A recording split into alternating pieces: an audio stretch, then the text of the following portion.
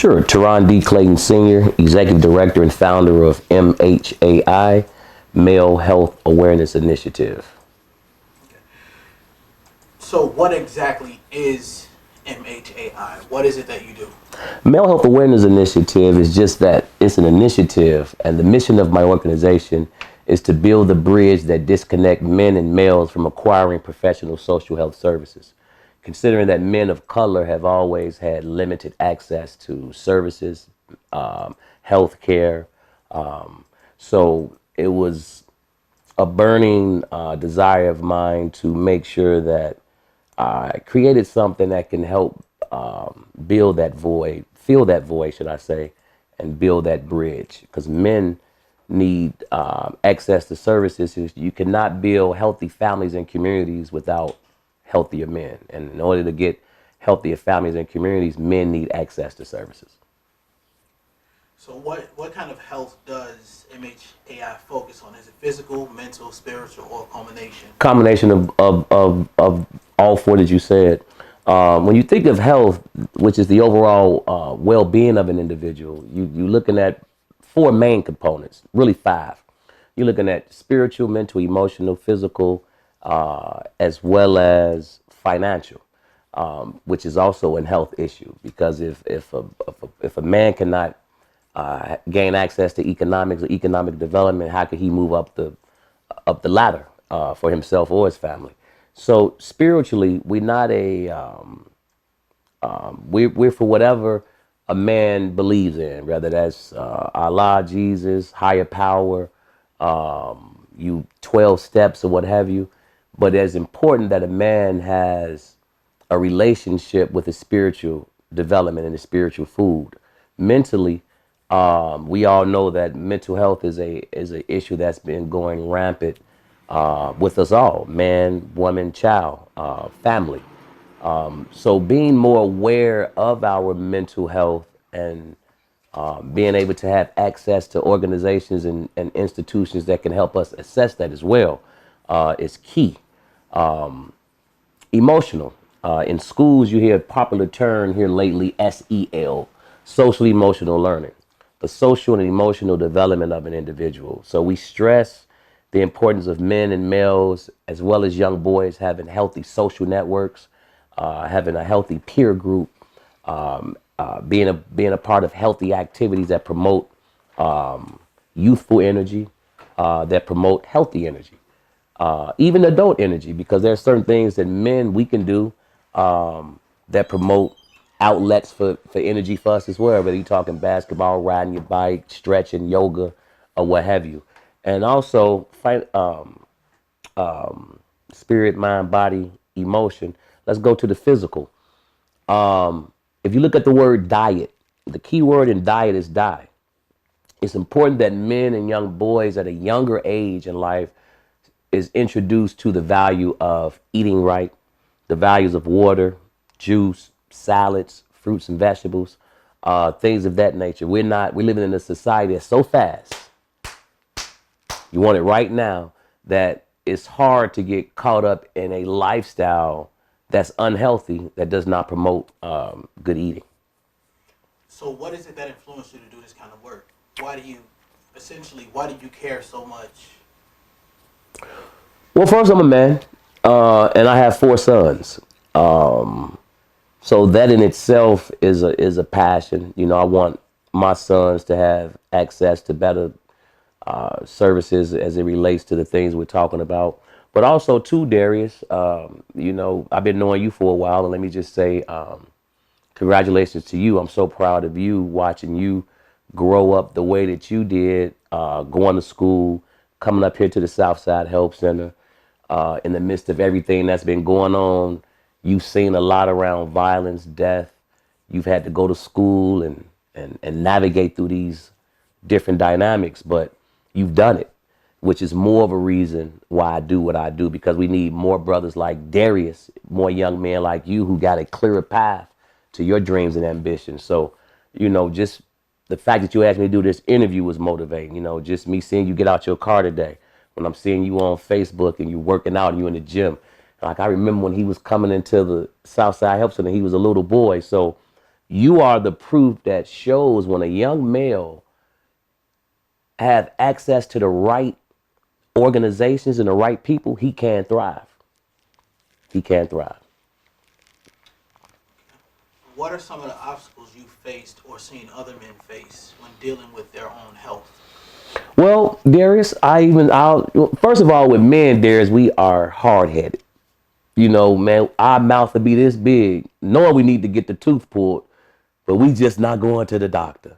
You know, so there's a lot of myths and stigmas that we as men, males, are challenged with. Just that notion of I don't got to go to the doctor. It's gonna be all right. I'm just gonna put some Robitussin on it. I'm just gonna pop a Tylenol. It's gonna be all right. So denial is one thing that we face. Also, too, Darius, I'm gonna be honest with you, man. Sometimes we get caught up in that macho mentality and that ego, Darius, and that pride. Sometimes it'll set in deep enough where we won't even go to the doctor, or we will ignore something that's telling us right now we need some help. Like, so when I've been checking you out on Facebook, I noticed you've been taking your physical fitness more seriously. So again, you chose to discipline yourself to say, you know what, I want to feel better, I want to look better, I want to be stronger, you know, or whatever your motivation was around that. It pushed you to change something in your lifestyle, you know, to be better. So discipline is something that we all need to promote more, Darius, because sometimes, man, we just lack the discipline on certain things that we need to do. Another challenge, Darius, anytime you starting something from the ground up, finances. Even me having my own organization, sometimes financially gets very, very challenging. And if I look at it from a personal end, sometimes, you know, brother Darius, when your pocket's hurting, your heart is hurting. You know, a lot of our brothers out here, man, we want to work. You know, we want to have an income, but we may not have the access to it or have the language to, or have the language, the proper language to access that particular situation. So if my phone bill is due, Darius, I don't need to be coming to the light company talking about my phone bill. You know, so teaching men and males the language of how to access these services and institutions. I noticed that you keep using men and male. Why is that? Because you have a like Mr. Cherry would say, you have boys in households, right? And say for instance, I'm their dad and I die or I leave. Then someone in the house, maybe a mother or another figure, may tell you, you are now the man of the house. But I'm a boy. So it wasn't like I said, Mr. Cherry said it best when he did the workshop, where you have to show boys that there's a difference between boys and men. Because the reason why I say males and I say men, because you have boys who are taking on responsibilities that men should be taking on. So you have men who are not taking on the responsibilities they should take on, so therefore they're coming off boyish. So when I say males, I have to decipher the two because it depends on the dynamic or the situation. And even when you even going here, there's boys, because you got male boys.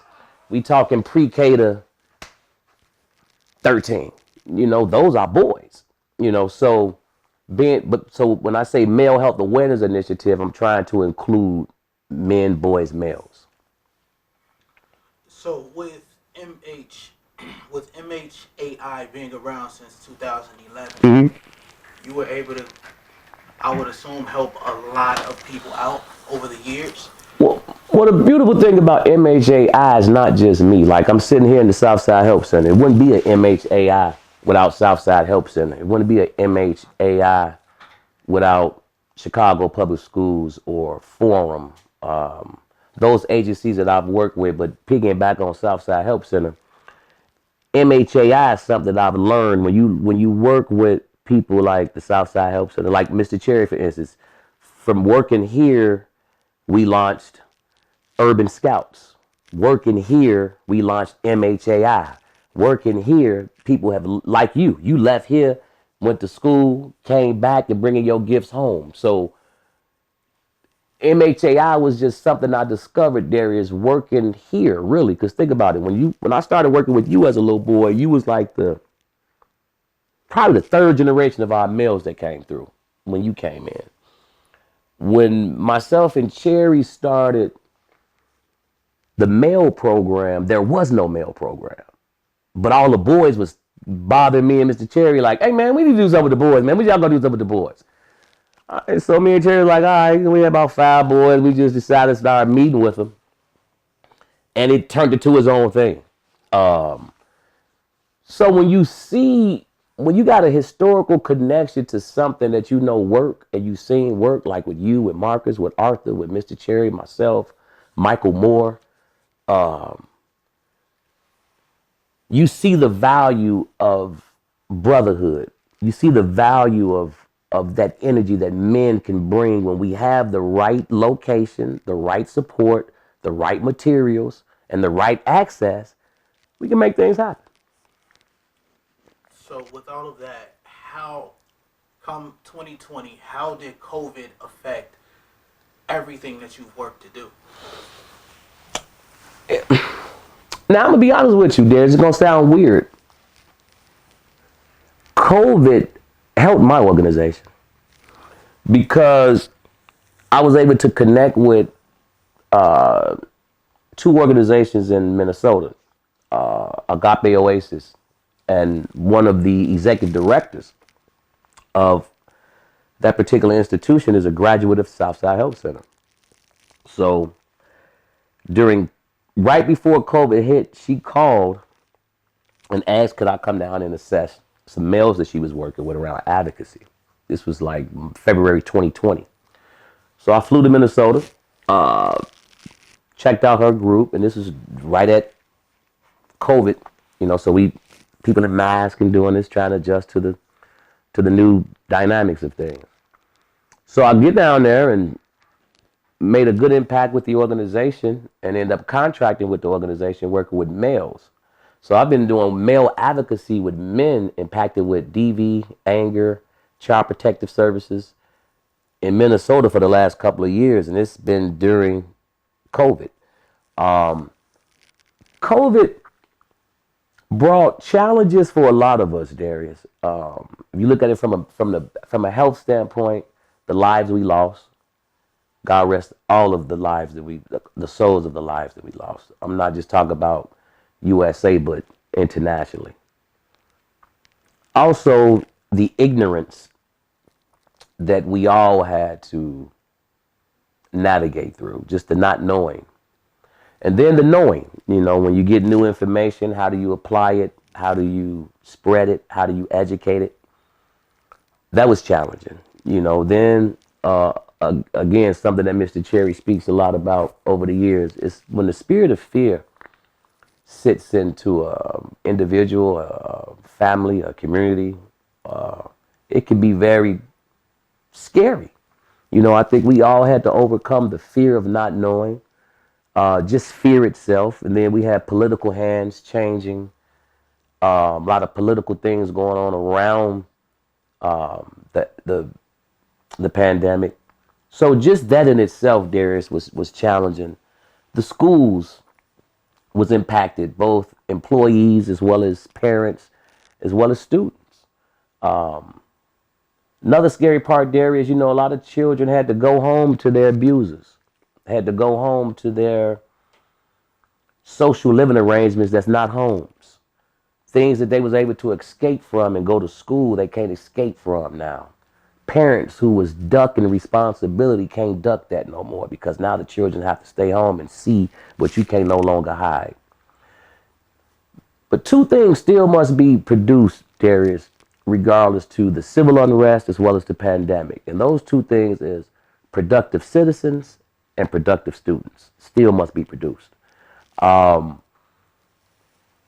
good thing that happened with the pandemic, it exposed a lot of liars and people who BSing about the livelihood and the education of our children.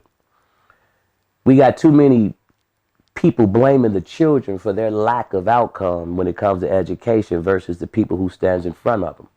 There's a wise saying that says that the teacher will appear when the student arrives, which means we so busy teaching students how to learn, we're not teaching them how to hear and how to listen.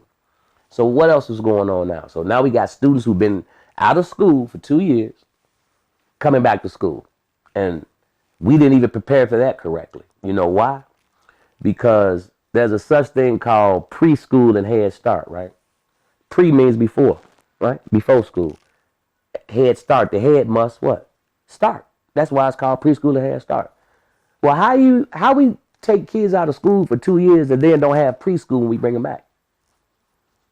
So if you bring them back, you have to bring them back in the setting where it's no pressure of grades. We got to get them back in the building first and see what's going on with their social, emotional health.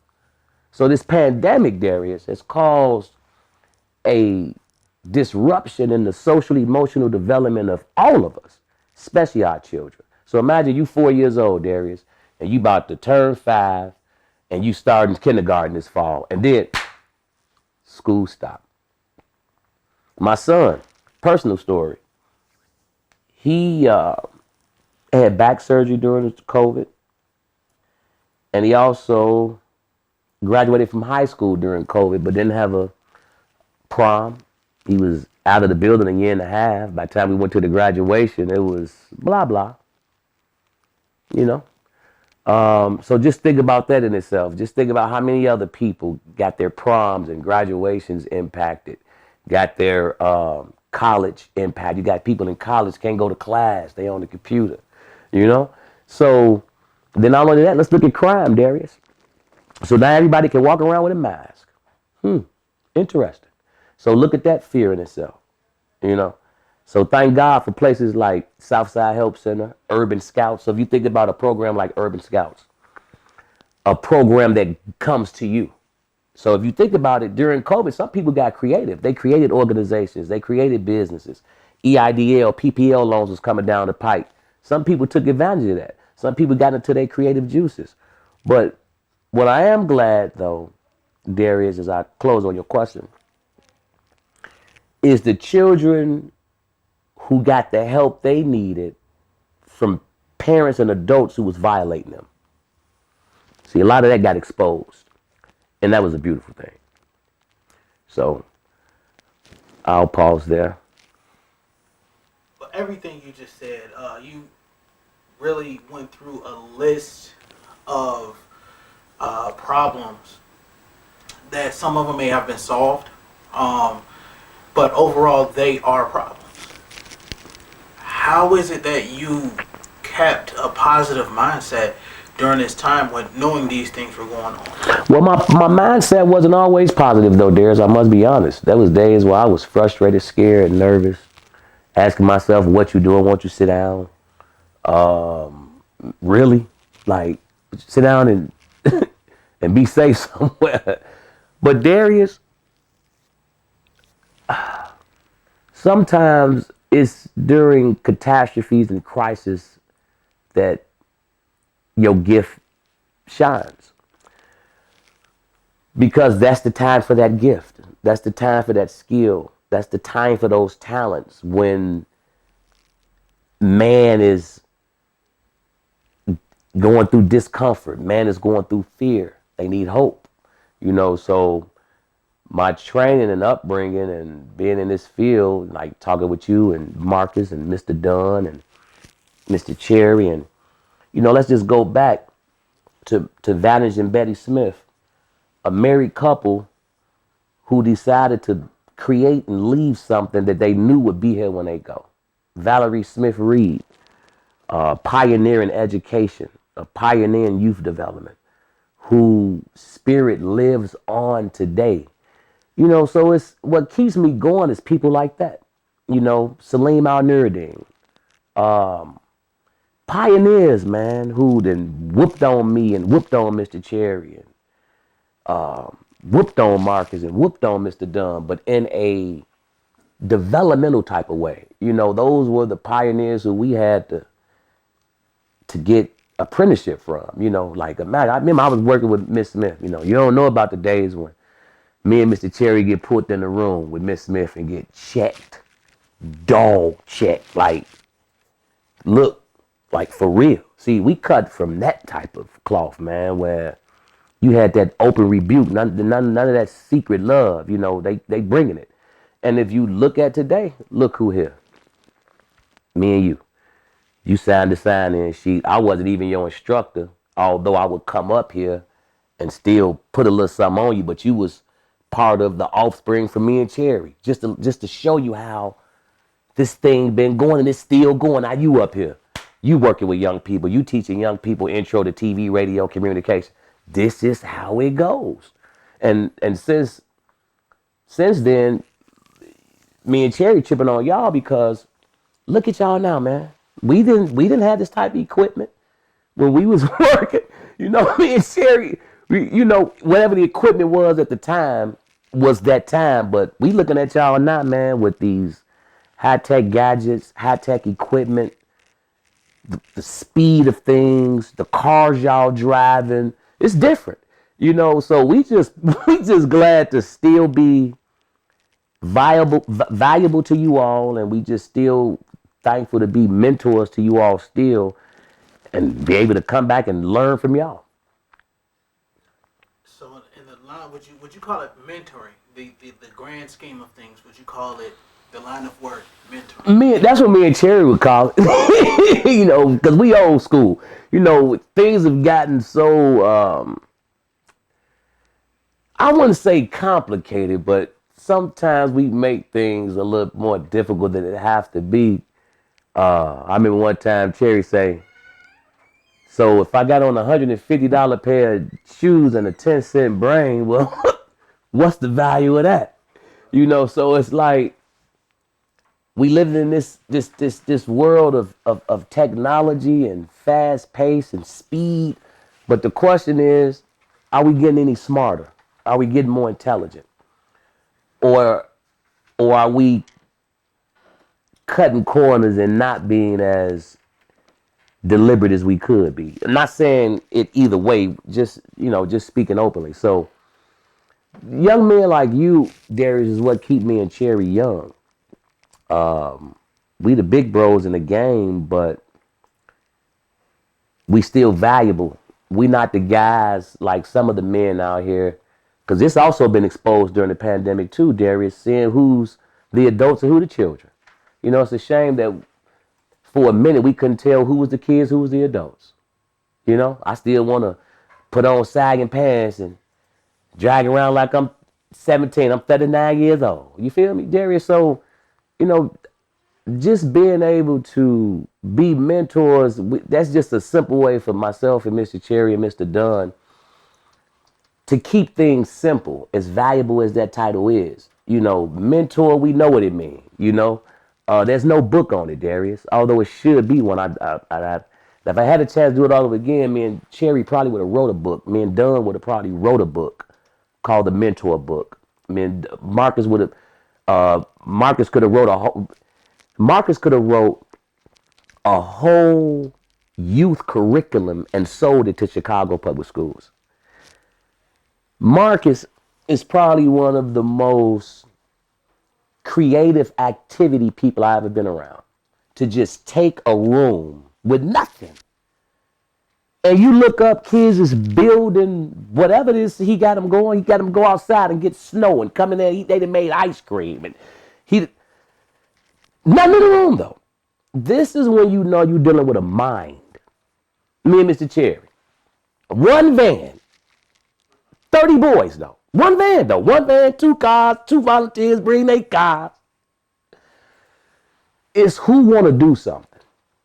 Before the fast-paced phones, we calling your phone. We calling your crib. We knocking on your door. We popping up at that school. Mentoring. We gonna check you. We gonna pull you to the side and have that conversation that only me and you can have, because me and Darius got that type of relationship. But also, we failed a lot too, Darius. I failed a lot as a mentor. I made some grave errors with my little bros. I wasn't almost always the most in control individual. Always been a high passion, intense guy. So many lessons I've got from Cherry, just like, little bro, like, you wrong. No, little bro, that's not how it go. That's not how you should have handled it. Slow down, you know.